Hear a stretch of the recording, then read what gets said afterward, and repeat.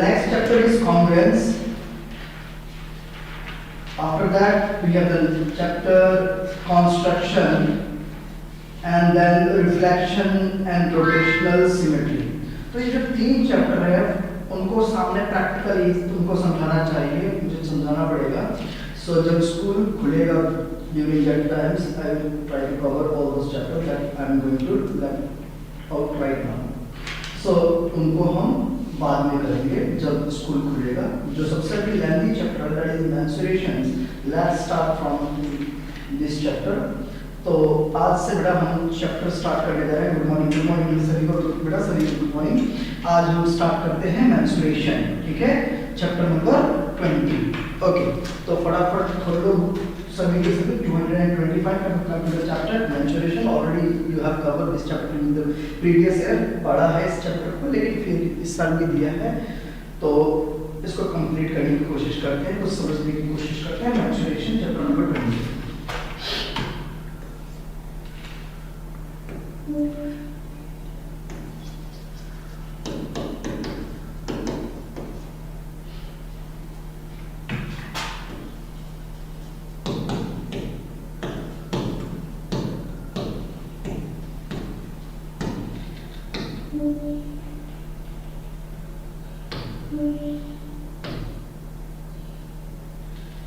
Okay.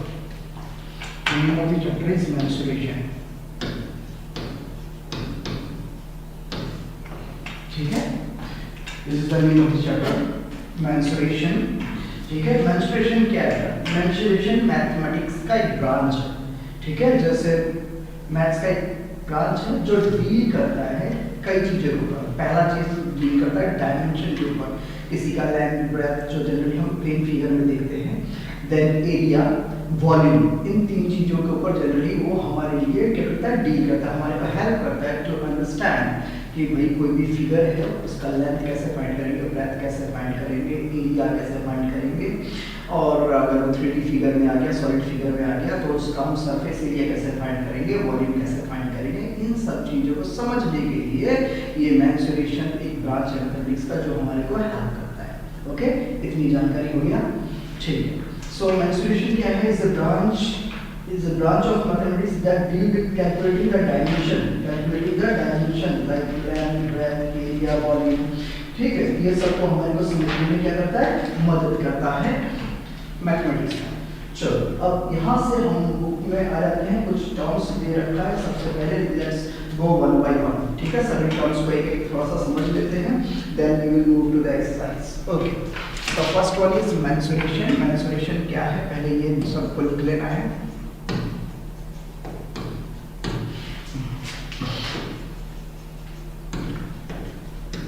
Menstruation is a branch of mathematics that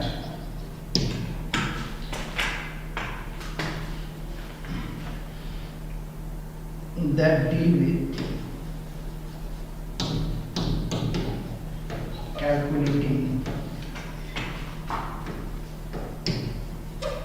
the dimension, area, volume of 2D and 3D figures or shapes. ठीक है, तो menstruation क्या है? ये maths का एक ब्रांच है जो डील करता है कैलकुलेटिंग द डायमेंशन. डायमेंशन मतलब किसी भी फिगर का length, breadth generally. Then area में चाहे सरफेस एरिया बोला जाए या जनरल 2D शीट में हुआ तो नॉर्मल एरिया बोला जाए. And volume. ठीक है, ये वॉल्यूम हम आगे में जाके पढ़ेंगे कि capacity of a container is called volume. ये सब चीज़ के ऊपर डील करता है. चैप्टर का नाम है मेंस्ट्रुएशन. ठीक है, ये हो गया हमारा मेंस्ट्रुएशन के बारे में जानकारी आपके पास होना चाहिए. Then what are the terms that we have to know in this chapter. सबसे पहला है रेक्टेंगुलर फिगर. ये होता क्या है?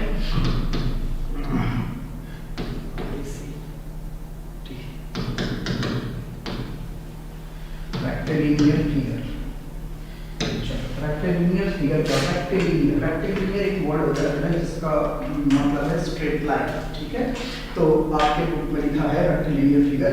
All of you open page number 225 and you have the definition of rectilinear figure. A figure made up of some line segment is called rectilinear figure and these line segment are called its sides. कहने का मतलब है कोई भी ऐसा figure जो line segment से मिलकर बना है जिसको हम कहते हैं साइड्स, ठीक है। अब इसके हिसाब से चाहे तो अगर हम सोचा जाए तो इस तरह का एक शेप बना लेते हैं। This shape is called rectangle. क्या हुआ भाई? ये भी लाइन से मिलकर बना है। एक स्क्वायर बना लेते हैं, किससे मिला है भाई? लाइन से मिलकर बना है। एक ट्राइंगल बना लेते हैं, किससे बना है भाई? लाइन से मिला है। तो लाइन से जब बन करके कोई फिगर बनता है that figure is called rectilinear figure. अब रेक्टेलिनियर फिगर के कैटेगरी में ही हमारे पास एक और आता है open figure and close figure. Open figure हुआ तो मतलब वो खुला हुआ फिगर है, ठीक है, जो अभी कोई स्पेसिफिक नेम नहीं दे रहे हैं।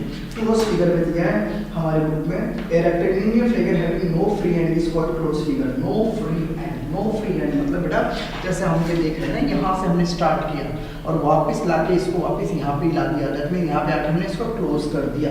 तो अगर ऐसे क्लोज कर दिया है तो उसको हम कहेंगे बेटा क्लोज फिगर। क्या कहेंगे उसको? क्लोज्ड फिगर, ठीक है। ये कुछ टर्म्स सब समझ लेना है ताकि हमारे लिए आगे इजी हो जाए। देन उसके बाद आया simple figure. A rectilinear figure is said to be simple if no two sides of it intersect except at the common end point, ठीक है। एक कॉमन एंड पॉइंट के अलावा कहीं और को इंटरसेक्ट नहीं करता है, इसको कहते हैं हम सिंपल फिगर, ठीक है। सिंपल फिगर कहते हैं। देन पेरीमीटर, पता है perimeter that is the total length of the boundary of any figure. एक और याद टर्म जो हमारे काम का है वो है पेरीमीटर। पेरीमीटर क्या है? The total length of the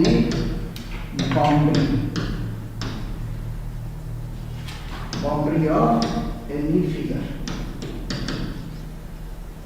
ठीक है।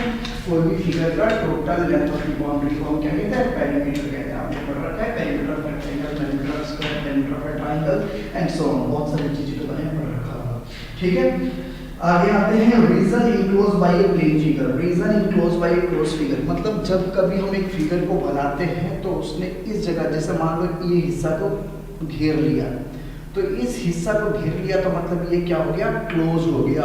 तो रीजन मतलब होता है एरिया या जगह, जो जगह को कब्जा कर लिया उसको कहते हैं region enclose by a plane figure. अगर ये हमारे पास अभी फिगर है बोर्ड पे बना हुआ है, इसको हम कहेंगे प्लेन फिगर है। Rectangle, square, all these are plane figure, ठीक है। देन आता है area. The measurement of the region enclose by a plane figure is called as area. Area क्या होता है? जितना उस जगह उसने कवर कर लिया है, जितने भी पार्ट इनक्लोज है, that enclose part is called the area of the figure, ठीक है। पेरीमीटर अलग चीज है, पेरीमीटर अलग चीज है, एरिया अलग चीज है। एरिया क्या है? टोटल पार्ट और reason covered by the boundary of any figure, ठीक है। आप ये कह सकते हैं द पार्ट और रीजन कवर्ड बाय या इनक्लोज बाय, कवर्ड बाय या हम फॉर्मूला लिखते हैं और enclosed by the boundary of any figure, ठीक है। उसको हम कंसीडर करेंगे बेटा area. Okay, very good, yes sir, समझ में आ रहा है, बहुत बढ़िया, ठीक है बेटा। तो पेरीमीटर अलग चीज होता है। पेरीमीटर जैसे ये आपको बोर्ड दिख रहा है, इसका इस बाउंड्री को अगर हम देखेंगे इसको हम कहते हैं पेरीमीटर। और इस बाउंड्री में इस स्क्रीन को कब्जे में ले रखा है तो उस पार्ट को हम कहेंगे बेटा एरिया। एरिया अलग चीज है, पेरीमीटर अलग चीज है, ठीक है। पेरीमीटर सबको पता होना चाहिए, एरिया भी पता होना चाहिए, ठीक है। ये दो चीज क्लियर है सभी को? इतना सभी को क्लियर है? टेक द स्क्रीनशॉट ले लो। यस सर प्लीज, ठीक है बेटा। Now turn the page of your book and come to the next page, page number 226. There you have some formula regarding the rectangle, square and area related to the walls, ठीक है। यहाँ पे कुछ formula दिए हैं। Before moving to the exercise, you must know the formula, ठीक है। and how to use the formula we will discuss in the later section. अभी के लिए सिर्फ जस्ट पहले आ जाओ पेज नंबर 226 पे और फिर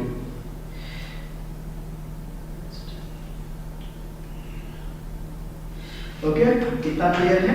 okay then coming to the next part, फॉर्मूले।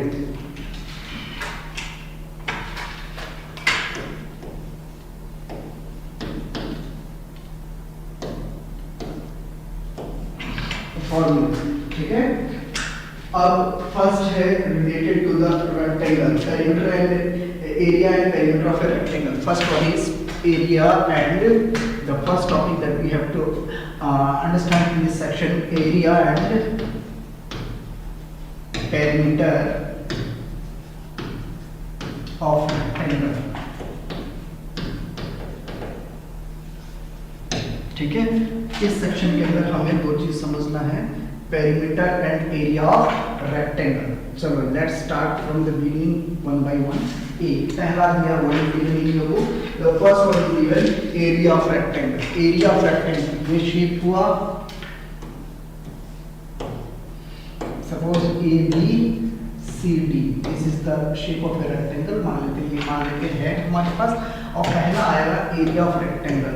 एरिया ऑफ रेक्टेंगल, अगर कोई हमसे पूछे कि आपको रेक्टेंगल का एरिया कैसे पता करोगे, तो हमने क्लास 6 में भी पढ़ा है, फिर से हम रिवाइज कर लेते हैं। इस पार्ट को कहते हैं लेंथ। क्या कहते हैं? लेंथ। ये भी हो गया लेंथ, सेम ही है। ये पार्ट हमारा हुआ ब्रेथ, ये भी पार्ट होगा हमारा ब्रेथ। क्या दिख रहा है? सेम दिख रहा है कि नहीं दिख रहा है? ये लेंथ जितना है उतना ही लेंथ है, जितना ब्रेथ है उतना ही हमारा ब्रेथ है। तो इस शेप को रेक्टेंगल कहते हैं। What is the area of rectangle? The formula for finding the area is length into breath. ये हमारा फॉर्मूला हो गया एरिया को फाइंड करने के लिए। अगर कोई हमसे पूछे, क्वेश्चन में दिया गया find the area of rectangle, तो without any hesitation use this formula to find the area. Area of rectangle is equal to length into breadth. Already आपको लेंथ मिलेगा, ब्रेथ मिलेगा। Keep one thing in your mind, the two value must be in the same unit. दोनों value same unit में होना पड़ेगा। ये नहीं कि एक मीटर में है, एक सेंटीमीटर में है और आपने मल्टीप्लाई कर दिया और आप फिर आप कंफ्यूजन में हो जाओ कि सर ये तो आंसर नहीं आ रहा है। आंसर तभी माना जाएगा when the both part that means the both side have the same unit पे है। देखना है आपको कि क्वेश्चन में दोनों का यूनिट सेम दिया है कि नहीं दिया है। अगर नहीं दिया है, try to make the unit same. पहला तो वो करना। Then before starting the question, read the question carefully twice time. 2 बार पढ़ना क्वेश्चन को बहुत ध्यान से कि पूछ क्या है हमसे क्वेश्चन में। कुछ क्वेश्चन में हमको पेरीमीटर पूछता है, कुछ क्वेश्चन में हमसे एरिया पूछता है, साथ में कॉस्ट का भी बात करता है। मान लो मैंने इस पार्क बनाया, रेक्टेंगल शेप में एक पार्क बनाया या एक खेती बनाया है और बकरी से मुझे बचाना है। कोई आया है, वो कहता है कि मैं इतना रुपया पर मीटर के हिसाब से आपका फेंसिंग का कॉस्ट लूँगा या वॉल क्रिएट करने का मैं कॉस्ट लूँगा। तो हमें ये देखना है क्या कि वो जो पैसा मांग रहा है वो किस टर्म में मांग रहा है, या तो सेंटीमीटर के हिसाब से मांग रहा है, मीटर के हिसाब से मांग रहा है। जिससे मांगेगा उसी वैल्यू में आपको पेरीमीटर लाने की कोशिश करना है। अगर वो यूनिट में नहीं आएगा तो फिर बाद में आपको कन्वर्जन करना पड़ेगा, चेंज करना पड़ेगा, जिसमें generally most of the students wrong ही कर देते हैं। ठीक है, तो इसलिए बेटर है कि सबसे पहले क्वेश्चन को अच्छा से रीड करो कि क्या पूछ रहा है।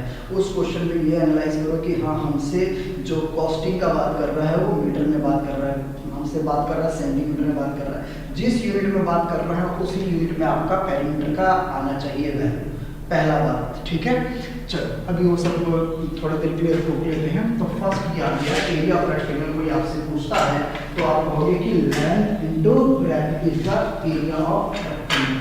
अच्छा, अब ये भी आपसे पूछ सकता है कि चलो एरिया दे रखा है और ब्रेथ दे रखा है और लेंथ पूछ दे। तो अगर कोई आपसे लेंथ पूछे तो आपको देखना है क्या मुझे एरिया मिला है। हाँ, एरिया अगर मिला है तो area divided by breadth. Area से क्या करेंगे, ब्रेथ को डिवाइड कर देंगे। Length into breadth equal to area है। और अगर हमसे लेंथ पूछा जा रहा है तो इस ब्रेथ को यहाँ पे भेज देना, ब्रेथ को यहाँ भेज देना, तो मतलब एरिया के नीचे क्या आ जाएगा, ब्रेथ आएगा। मतलब area of rectangle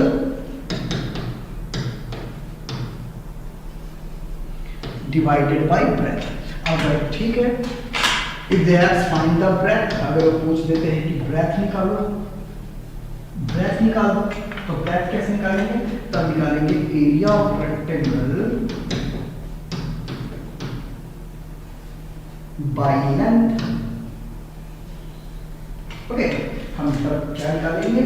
area of rectangle by length, क्योंकि हमारे पास आपने पहले से लेंथ दे रखा है, एरिया दे रखा है। अगर क्वेश्चन में आपको मिल जाए तो तब ब्रेथ अगर पूछा जाए तो फॉर्मूला ये लगेगा area of rectangle by length. ठीक है, इतनी बात क्लियर है? यस सर, ठीक है, एरिया बाय ब्रेथ, बहुत बढ़िया। नेक्स्ट आता है डायगोनल। अब डायगोनल क्या होता है? Number D, diagonal of rectangle.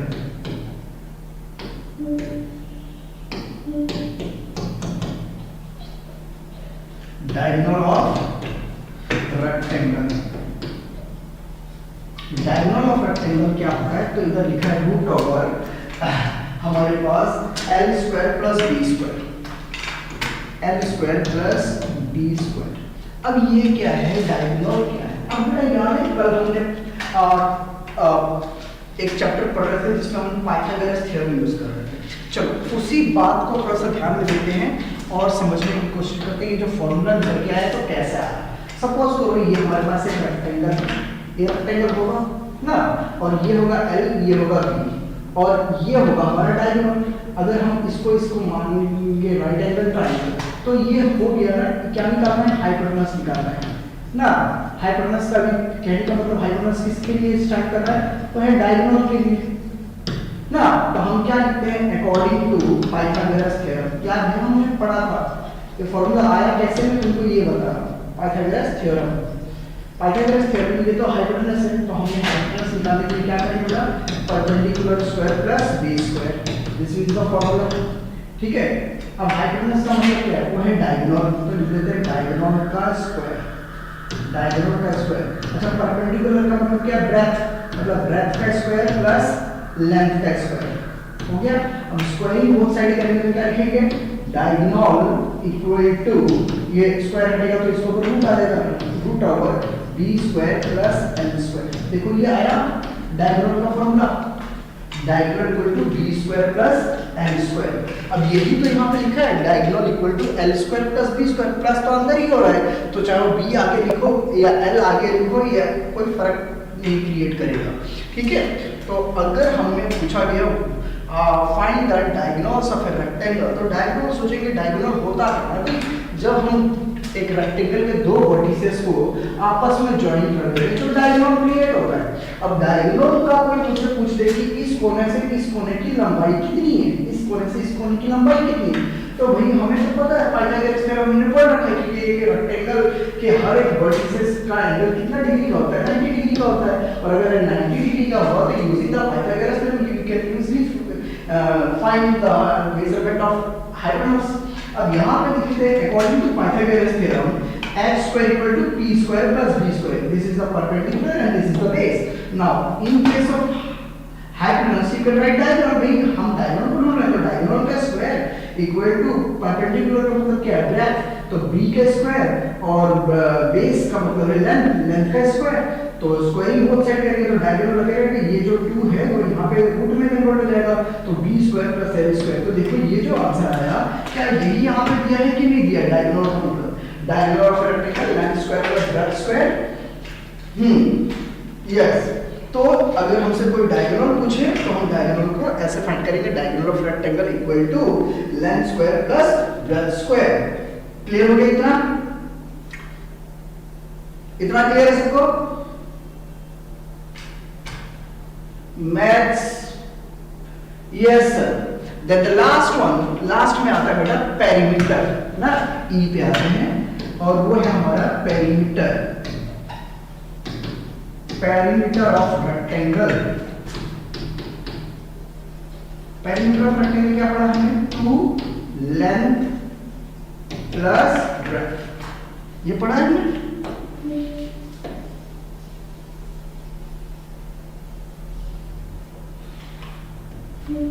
Length plus ये हम छोटे क्लास से पढ़ते आ रहे हैं, perimeter of a rectangle two length plus breadth. तो इससे हमारा क्या हुआ, इससे हमारा 2D शेप जिसके अंदर फर्स्ट हम पढ़ने जा रहे हैं बेटा वो शेप है हमारा रेक्टेंगल। और रेक्टेंगल के बारे में जो भी अब आप हमसे पूछेंगे हम एबल है टू गिव द आंसर। अगर कोई हमसे पूछता है कि चलो भाई एरिया बताओ रेक्टेंगल का, तो we have the formula length into breadth apply करेंगे। कोई हमें पूछता है लेंथ क्या है, ऑलरेडी क्वेश्चन में एरिया और ब्रेथ दिया होगा, डेफिनेटली वो दिया ही होगा। So length equal to area of rectangle by breadth करेंगे। अगर कोई हमसे ब्रेथ पूछता है तो हम कहेंगे area of rectangle by length. Next अगर हमसे कोई कहता है डायगोनल ऑफ रेक्टेंगल क्या होगा, दैट मींस जब हम दो वर्टिसेस को आपस में से जोड़ते हैं तो ये जो लंबी लाइन बनती है इसे कहते हैं डायगोनल। अब भाई ये डायगोनल कितना बड़ा होगा, तो डायगोनल के डायरेक्टली आप कर सकते हैं क्योंकि as I shown you by the Pythagoras theorem कि आंसर क्या आता है root over L square plus B square. That means जो भी लेंथ होगा उसको स्क्वायर करेंगे, जो भी ब्रेथ होगा उसको स्क्वायर करेंगे and then add the two value then find the square root. इसका रूट निकाल देना है कितने का होगा तो अपने आप पता चलेगा जो आएगा that will be the measurement of the diagonal of the given figure. Then perimeter of a rectangle, perimeter of a rectangle क्या है, total length of the boundary of this figure। तो हम लोग को दिख रहा है लेंथ 2 बार है, ब्रेथ 2 बार है, मतलब 2 length plus breath is the formula. इतनी बात क्लियर है? हाँ ठीक है, चलो अब ये हो गया हमारा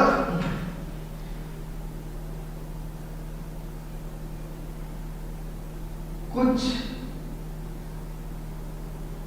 यस सर, हाँ सर कंप्लीट हो गया 2l plus B, very good, yes sir ठीक। अब आते हैं जैसे हमने पेरीमीटर के बारे में पढ़ा रेक्टेंगल का, उसी तरह एक और हमारे पास फिगर है, उस फिगर को कहते हैं स्क्वायर।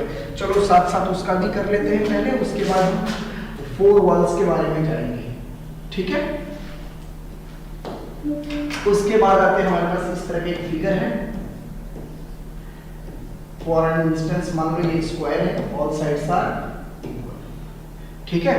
और अब अगर इसके बारे में जाया जाए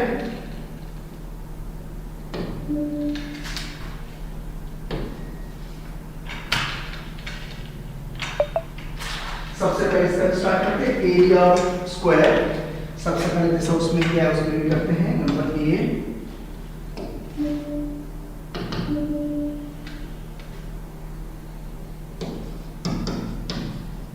एरिया ऑफ स्क्वायर।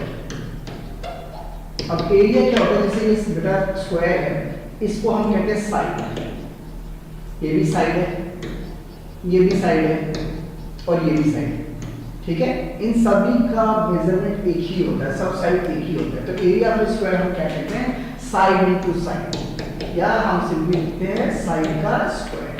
क्या लिखते हैं, साइड का स्क्वायर। साइड इनटू साइड करो या साइड का स्क्वायर, ठीक है। ओके अब अगर हमसे कोई साइड पूछते हैं, बी पूछते हैं कि साइड कितना होगा, side of A square, side हमसे पूछे तो देखो यही तो है ना साइड, अगर साइड को नहीं छोड़े तो ये स्क्वायर इसके ऊपर आ जाएगा, तो रूट ओवर एरिया, एरिया